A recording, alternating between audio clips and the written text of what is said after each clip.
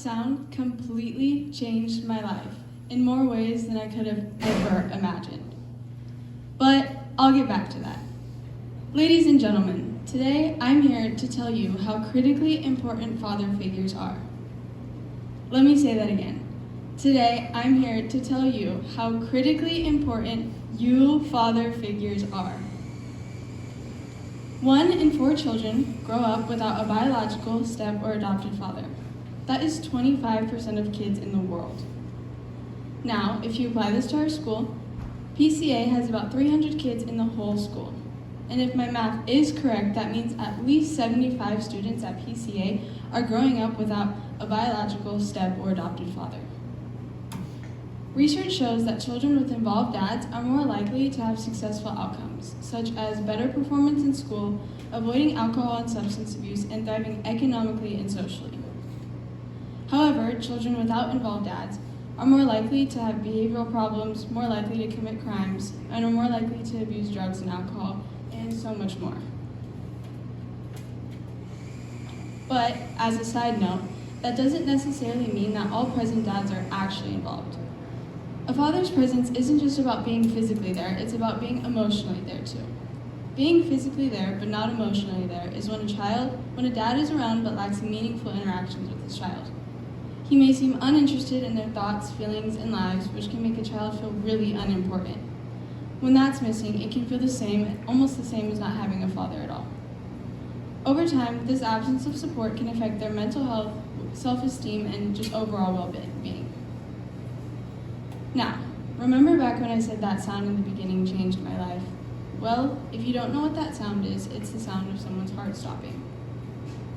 On September 12th, 2023, I had to hear that sound coming from someone I love so much, my dad.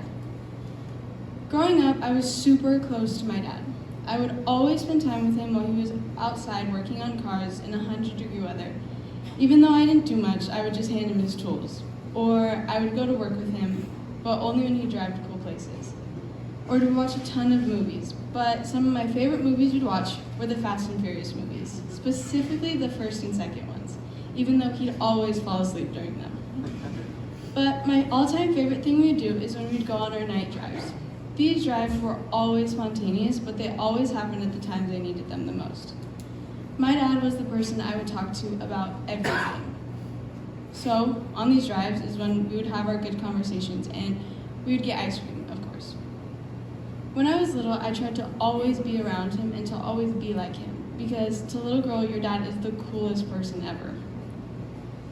On August 30th, 2023, my dad was on his way home from work working in the morning after working overnight pretty far away in the desert area. He got into an accident, fractured his neck, and we were told he was going to be paralyzed from the neck down. From there, he was admitted straight into the ICU where he was for 2 months. 2 weeks after his accident, his heart stopped for the first time, and we were told he wasn't going to make it through the night. That was the scariest moment of my life. His heart stopped only for a couple minutes before they brought him back, but those couple minutes felt like hours. It was like everything was in slow motion. We went home and we waited and waited for the hospital to tell us that he coded again, but they didn't. He started getting better little by little, but he eventually coded again. They were doing everything in their power to keep him alive, but his health just kept going up and down.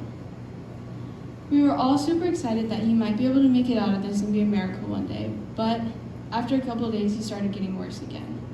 My dad was so mad. All he wanted to do was get out of there. His conditions rapidly got worse over the next few days, and by then he had already coded 8 times. And then on October 21st, 2023, he coded one final time and passed away. That day didn't even feel real. For the next couple of days, it just felt like he was at the hospital still and nothing changed. But then it slowly started to hit that he won't be here anymore. He won't be here for all the things in your life that your dad should be there for, big or small. Like he's not here listening to this speech right now, or he won't see me walk at graduation in 2 weeks, or even be there to walk me down the aisle at my wedding, or meet my children when I have them. Those are all things girls need their dad to be there for. Or even just the little things like opening a jar of pickles because I love pickles. Or If I have car problems, who am I going to call? Or most importantly, if I just need a hug. I just need my dad. Every kid needs their dad. I've had to adjust to so many changes in only a year and a half, and I've noticed such a big shift in my life. Losing something that I once had left a big hole, proving that having a present father can have a huge impact on a person's life. If this change in my life has left such a big gap in only a short amount of time, I can only imagine how much bigger that gap is when you've gone your whole life without a dad.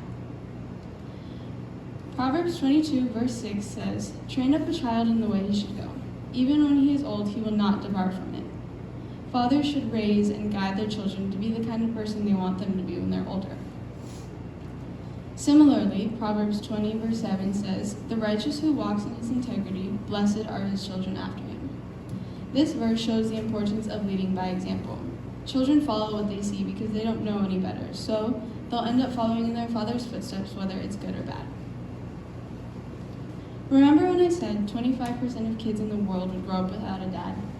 Well, as of a year and a half ago, I am now part of that statistic. I've had to grow and understand how to live without a dad. But just because I don't have my dad here, that doesn't mean I don't have father figures in my life that will fill that hole just a little bit. Mr. Harry, thank you. I see you almost every day in Bible class, and even though I don't show up to first period, that class has genuinely helped me more than you could ever know. Not only with my walk with God, but it's just the most interesting class I have. I've learned so much about the Bible in the past 5 years you've been my teacher, and you've helped me grow so much closer to God.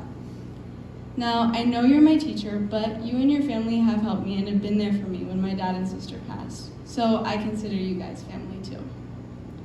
And you know what's so crazy is if I'm having a weird or a bad day, somehow you know and you'll come give me a little hug or you'll say something that helps me get through the day. So, Mr. Harry, thank you. I couldn't do it without you. Pastor Terry Gray. I've known Terry since I was little because I grew up doing the street ministry he was the pastor for. We would go get bags of food and hygiene products to homeless people or people who couldn't afford it and preach the gospel to them. He became really good friends with my dad because my dad was really passionate about that stuff. He's like an uncle to me, and he's helped me so much since my dad passed because he's always calling to check up on me and see how I'm doing. Now that my dad's gone, I find myself turning to him if I need to talk about things I'd normally talk to my dad about. Just having him here to talk has helped me a lot, and I thank him so much. These two people have made the grief of losing my dad and not having him here anymore so much easier. They might not realize it, but they've genuinely helped me more than they could ever know. I really hope that other people who are experiencing the same thing as me have people like Mr. Harry or Pastor Terry in their lives. Now, I know there are quite a few men here listening to this speech right now, and I just want you to know that your presence and how you treat your children or the children around you really makes a difference. The support you give your children will shape them in ways that you won't always see, and it'll leave a big impact on their lives. And I know you guys might not recognize it now, but you really do matter. It teaches them to be strong and trustworthy and responsible, and those traits are really important. So dads, uncles, grandpas, coaches, teachers, and even pastors, I encourage you to understand how big of a role you guys have on the children around you.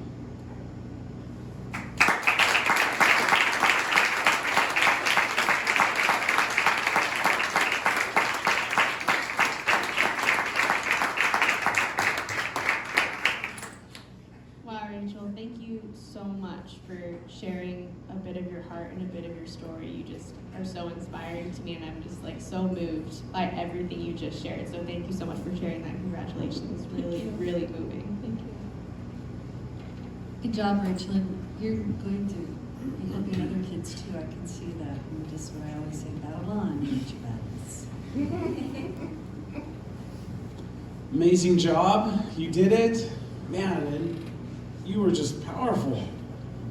So one thing that changed my life after I realized when my dad had left was, you know, in the birth of Jesus, God gives Jesus an earthly dad. And so he knew that Jesus was going to need Joseph. And he's given you an amazing mom and all these male figures in your life. God has totally thought about you. He's totally smiling on you. He's got a plan and a purpose. He's created you for good works that you should walk in them. So God loves you. You're so special and important to him. He knows exactly what you need. Keep leaning into God. Thank you. I think the words I have watching you in Hungary, number one, beautiful.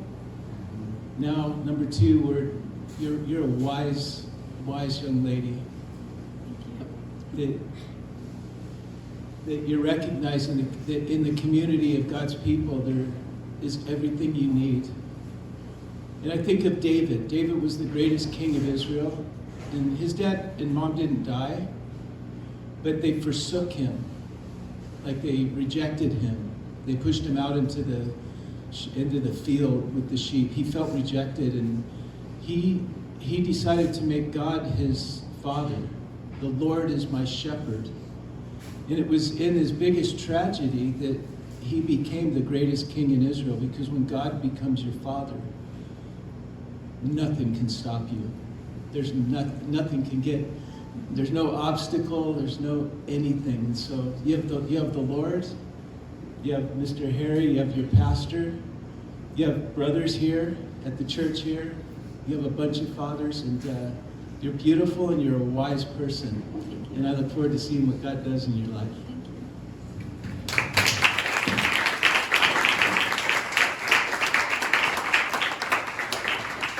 I'm not a panelist, but I want to ask a serious question. And you may not have an answer, but I think it's what we're wondering right now. And I've wondered this for the last year and a half.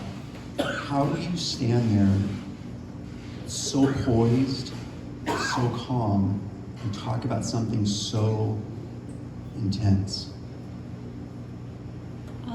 Well, since all this has happened, you know that song Firm Foundation? There's that line in there that says, I got peace that makes no sense. And even going through that whole situation with my dad, that line has really stuck out to me, because I've just had this peace that I have no clue. Well, I know where it's from, but it's weird, because I just have peace that surpasses all understanding. And it shows. You are remarkable. Thank you, Rachel. Congratulations.